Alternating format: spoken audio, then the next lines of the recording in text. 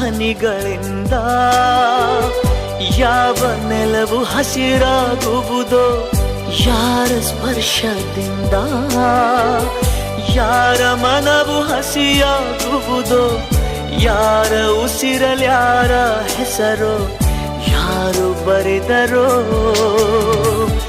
ಯಾವ ಪ್ರೀತಿ ಹೂವು ಯಾರ ಹೃದಯದಲ್ಲರಳುವುದೋ, ಯಾರ ಪ್ರೇಮ ಪೂಜೆಗೆ ಮುಡಿಪೋ ಯಾರು ಬಲ್ಲರೋ. ಮುಂಗಾರು ಮಳೆಯೇ ಏನು ನಿನ್ನ